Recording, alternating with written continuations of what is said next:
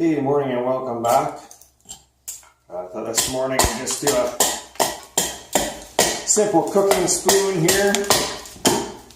Bring the camera along. Always makes for fun projects on cold days. Or when you don't have a lot of time to sit down and work on a big project or something that's going to take quite a while. So this is just a quarter round of birch. And it's getting pretty dry, but birch carves nice when it's seasoned. You know, it's not like other woods that you have to carve green. It's pretty forgiving, you know, it doesn't check a whole lot when you do carve it green.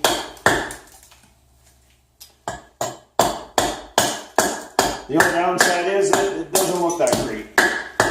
It's very plain wood.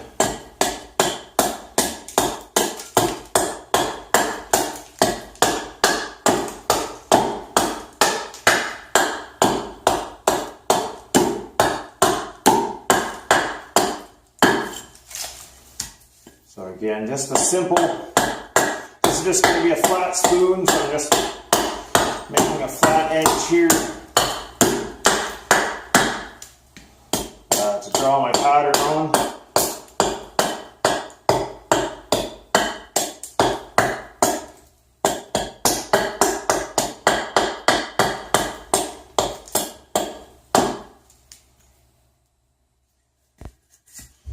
You know, it doesn't have to be perfect. And next I'll show you how to use my little spoon carving template. Okay, so this is the nice little SDK. This is Don Nelizetti's kind of brainchild. Hope I didn't butcher that name too bad. And it's great for beginning carvers, as well as seasoned carvers. Then you don't have to have a bunch of patterns or try carving freehand, which doesn't always turn out well. And basically you just mark your center line. And line up the tabs on your stencil here.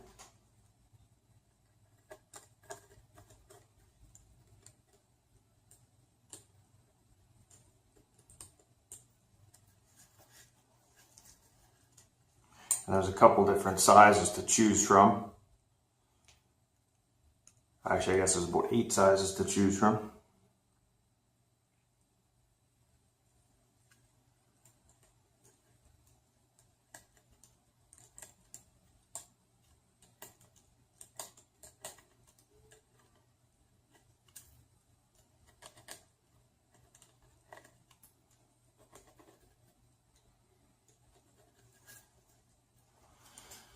And that's your basic bowl shape. I like the largest size. The small is almost too small. That's like a little baby spoon or something. Okay, and then we just kind of rough it in from here.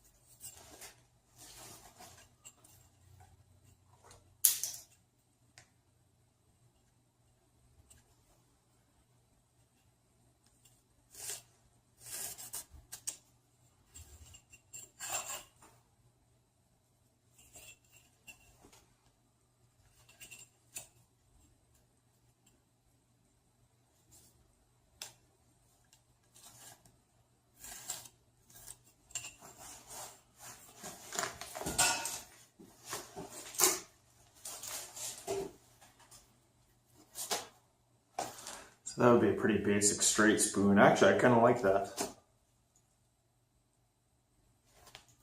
Not bad. And I can take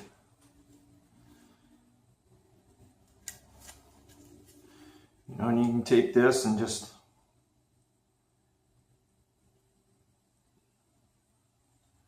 figure out what you like.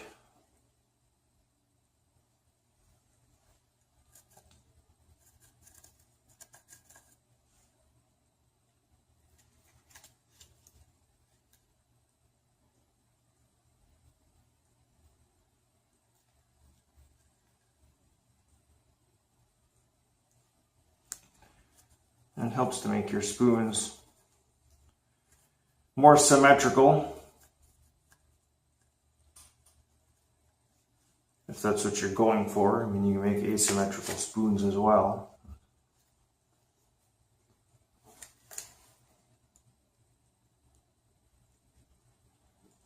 A little bit of tear out in here, but that'll get flattened out as the spoon gets worked here. Okay, so I think I'll start with that. Actually, I like pretty plain spoons. You know, they're a bit easier to carve, they work well, they're nice in the hand. I think I'm going to stick with that for now. We'll see how that turns out.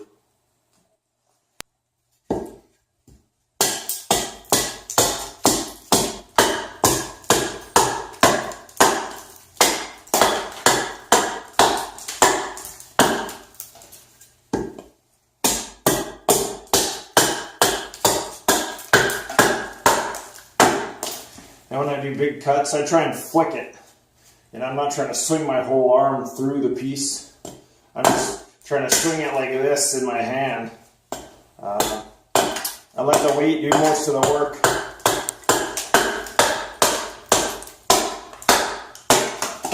Otherwise your arm's going to get really, really tired, really sore, and quick.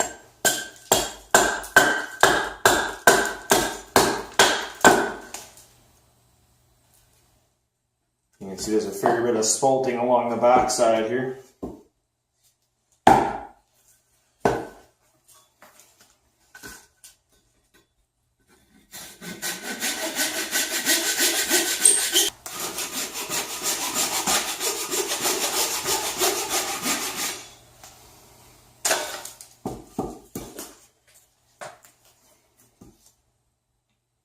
Okay, then I'll put a couple control cuts here and here. Just so when you're cutting down, this is straight grain, and you know, there's a good chance to just split your bowl right in half.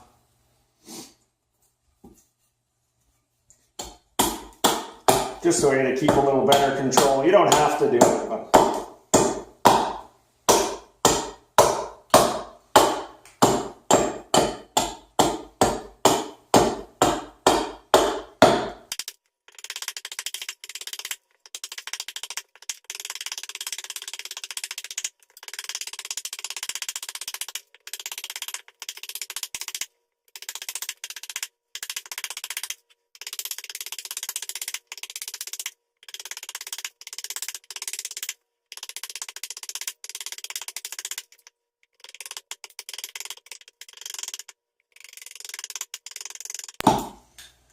you can see those control cuts working right here. Just pops right out, and you'll never go past them. You'll never split your bowl off.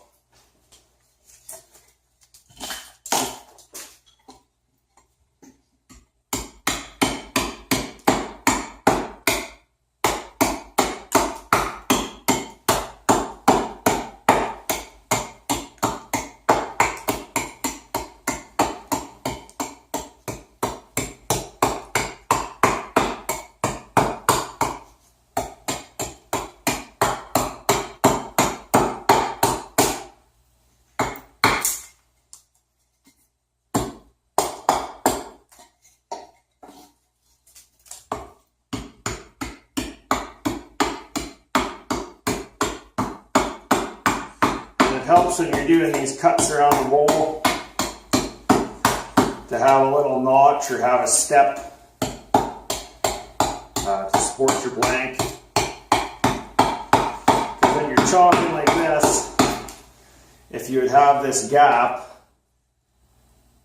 likely you're just going to snap the neck right here. Puts a lot of pressure on it.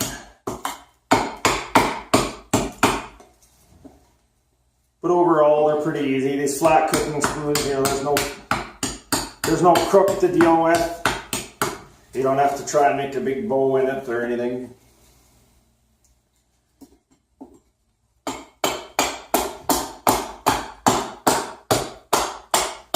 You just try and keep them flat.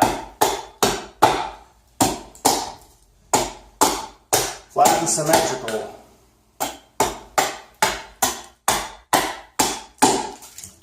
Symmetrical is always the trick. You don't want it to look like, well, you don't want it to look amateurish. You don't want it to look all weird. Look like you put some effort into it, some time into it. You know, that's why we use patterns.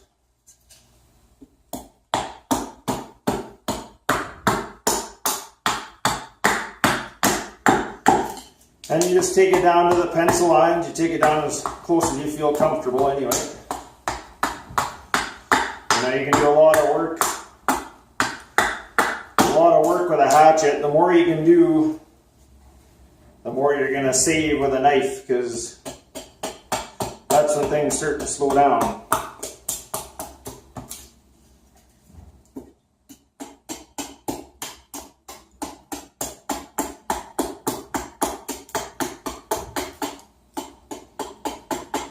You know, and you can choke way up.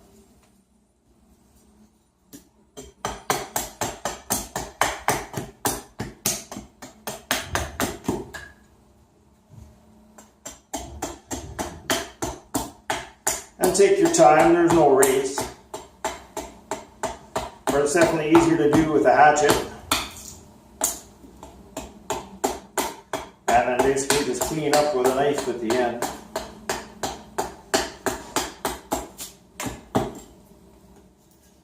Right, you can see how close you can get. And that's where it helps to have wider bevels, like almost a thicker hatchet with wider flat bevels, as opposed to something really, really thin.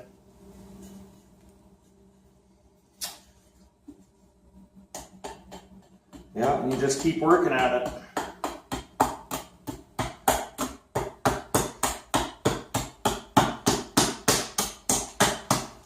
And don't be tempted to rush or put too much power behind your cuts, because you'll wreck what you started. And then all that time you put in getting to this step right here will be for nothing, and you'll be starting all over again.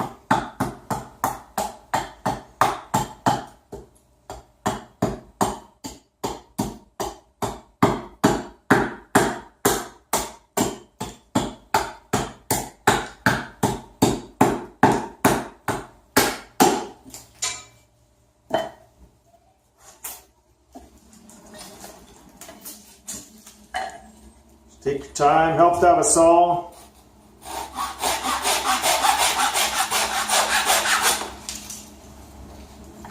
You don't have to be trying to cut these ends off or anything.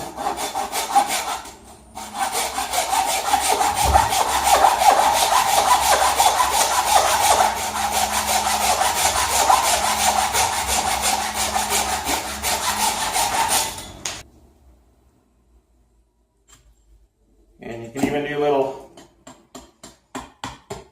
push cuts, little tiny chops.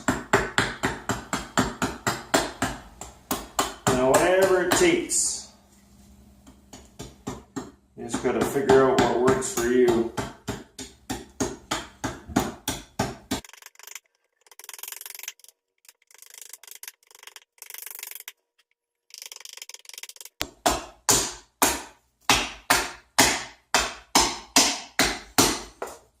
And even if you're not into spoon carving, you know, this helps you get comfortable with your tools, comfortable with your axes, your knives. I'm going to be using a couple draw knives and spoke shaves, and it just helps you get a better feel for them, better control. Almost like hand practice, warming up for the day. So yeah, even if this isn't your cup of tea, still worth a go at it. Alright, I'm going to switch here to the draw knife. Stick with me. Okay, so I'm just going to switch to a draw knife here. This is just a Stubai brand from Lee Valley. I kind of cleaned up and modified. It was pretty rough when I first got it.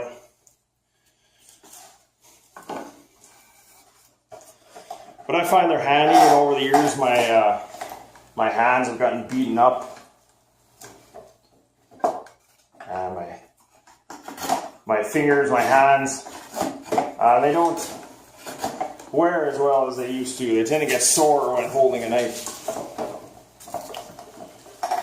So this way, you can hold it tight in your shave horse and just get a draw knife good and on it. Use both hands, use larger muscle groups.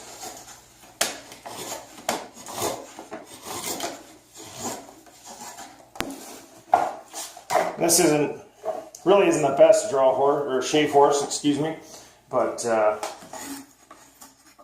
just from wood I had laying around. I'll do a video on this coming up here.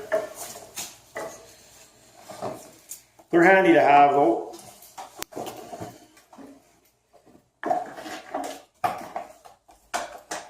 And I even do the back of the bowl too with my draw knife.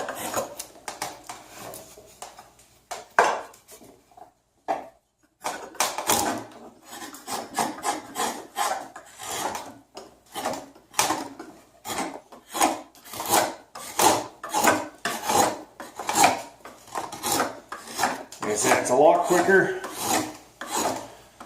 It's a lot bigger muscle groups. Your hands just don't get as sore. But you can use a knife, whatever you have. If you don't have a draw knife. Here's just my little spoke shave, this $10 Chinese one. And I ended up putting a small micro bevel on the blade. It turns out the steel is quite soft. But it still works well.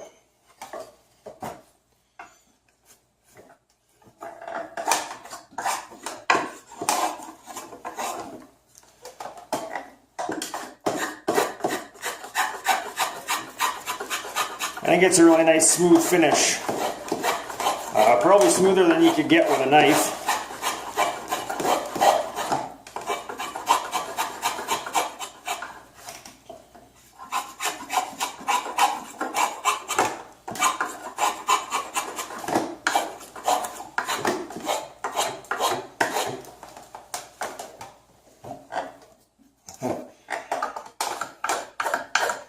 Birch is pretty slippery wood.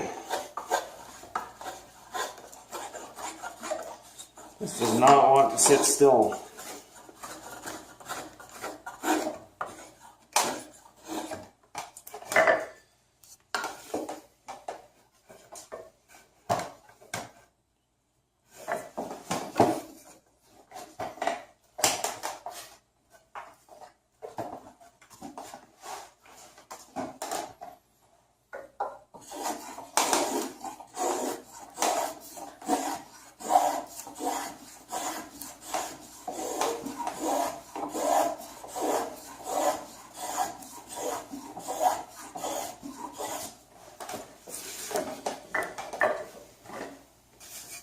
And when I smooth out the bottom here, the sole, I rounded this front edge just so I could get into shallow curves on spoons, on axes.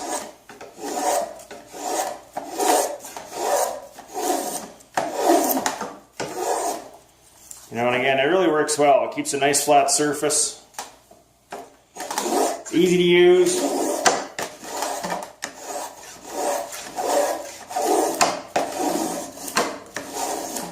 And you can just get nice thin spoons.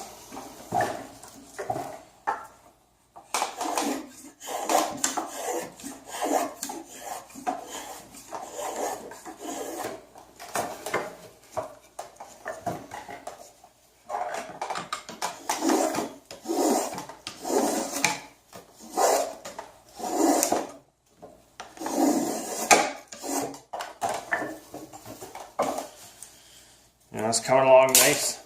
Oop. And that's all it takes.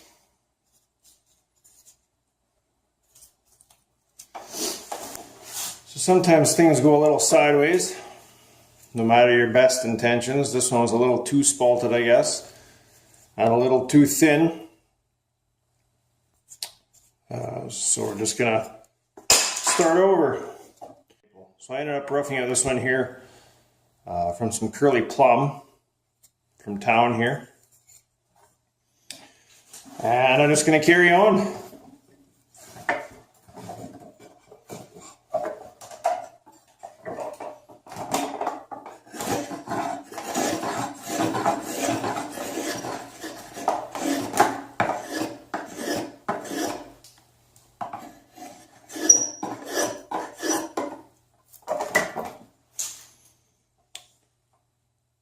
And one nice thing about having a flat-sided spoon is you can use your spoke shave. Just set to very shallow and get nice dead straight sides. Makes it look like you're very talented with a knife. Okay, and that's pretty consistent. Bit of tear out here, I'll clean that up with a knife. You can see the grain changing. You know, curly looks nice, but it's tough to work with. A little bit of tear out here. Some of it I might just leave. You know, it's a natural material, it's just never going to be perfect.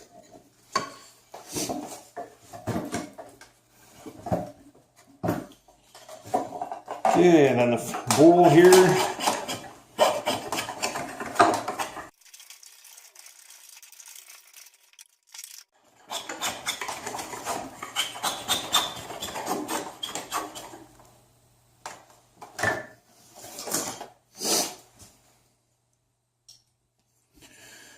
You can see the shine that takes. You know, and you basically make that kind of spoon V shape.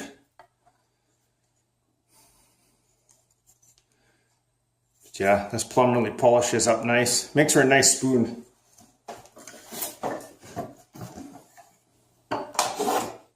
Just a little tough to work with.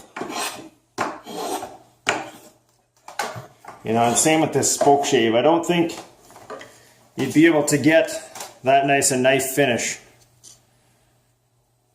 You just have a lot wider blade and a lot more control.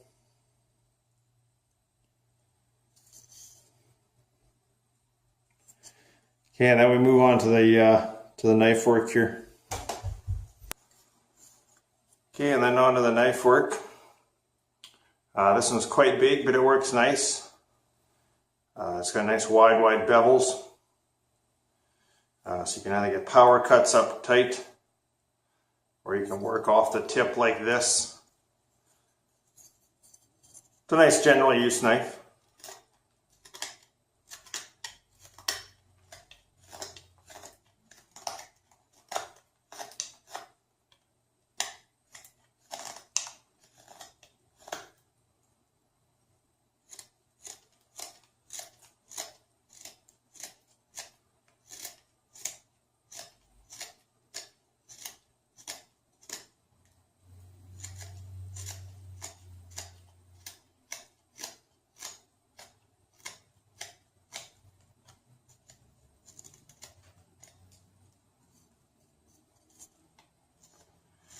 And the key to keeping it symmetrical is to follow your lines. Take your time.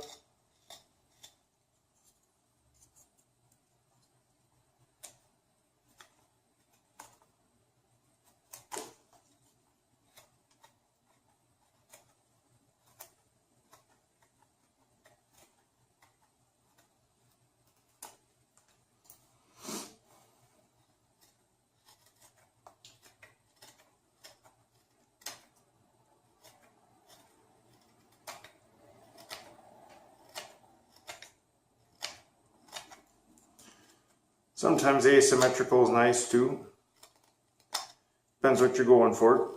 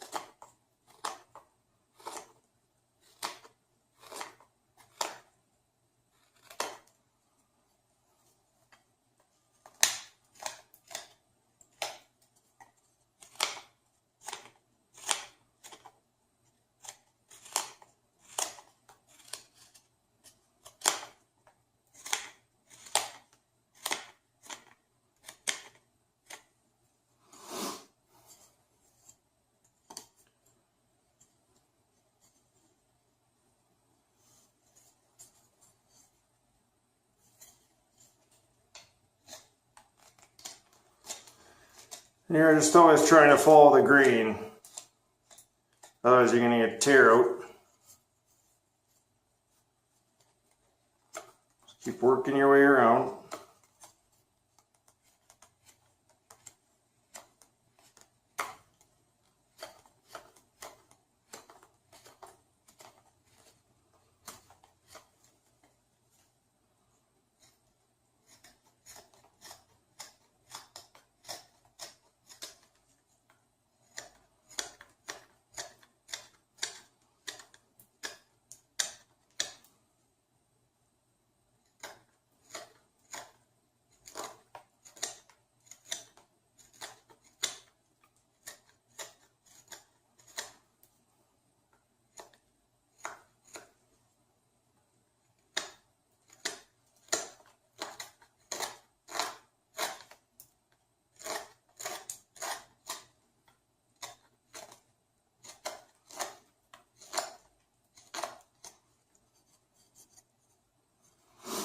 Okay, and I'm just going to keep working at this. Okay, now so all that's left is to hollow this out. I've got this big open sweep. This one's from Pinewood Forge, if anyone's interested. I have another video as well. And just hollow it out. This is what takes time, and you want to get this nice and smooth. Going for a nice tooled finish. You can see here just how smooth it is compared to what sandpaper leaves. So I'm going to work on this, and then I'll be right back and show you how this wraps up.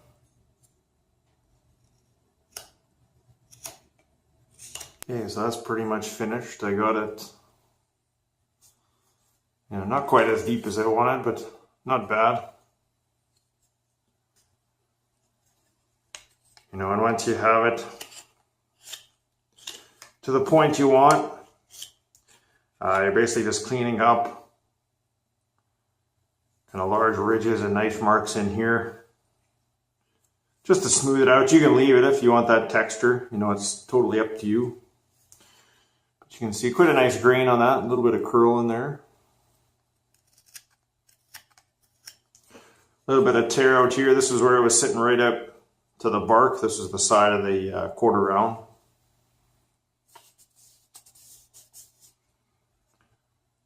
But overall, not too bad, just for a quick little spoon anyway. So I'm going to go ahead and just chamfer the edges here to give it a little more strength, and then spoke shave out this handle to take the marks off. Throw some oil on it, and I'll show you the finished product here.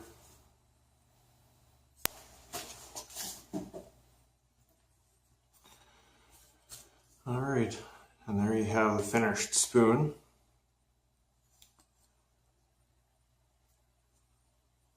And you can see how shiny that tool finish makes it, as opposed to sanding.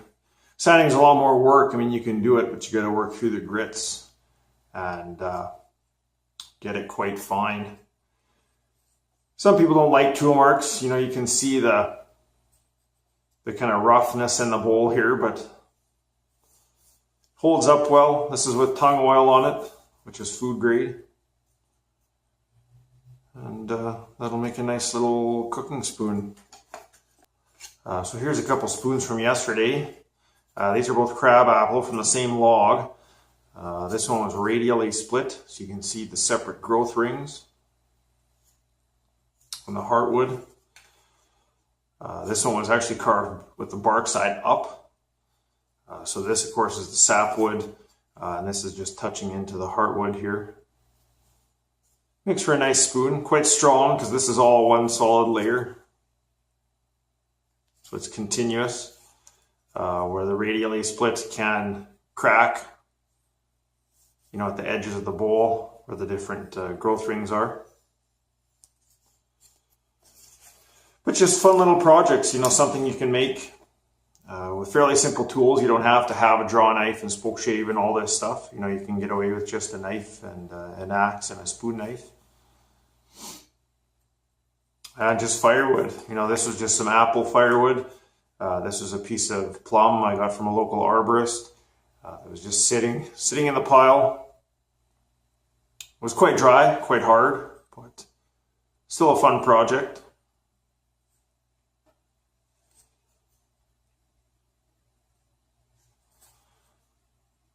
All right, hopefully you guys enjoyed following along there. Hopefully it was detailed enough, and I keep getting comments to show more of this process, so hopefully I didn't rush through it. Hopefully it was easy enough to follow along. And you guys can try these out yourself at home. You know, and as you can see, I broke the one. You know, stuff happens, and just keep on trying. And if nothing else, you'll get to know your tools and get more accurate with your hatchet, get better with your knife, and you know, you can apply that to other projects down the road. All right, thanks for watching. Please remember to like, share, and subscribe, and enjoy the rest of your afternoon.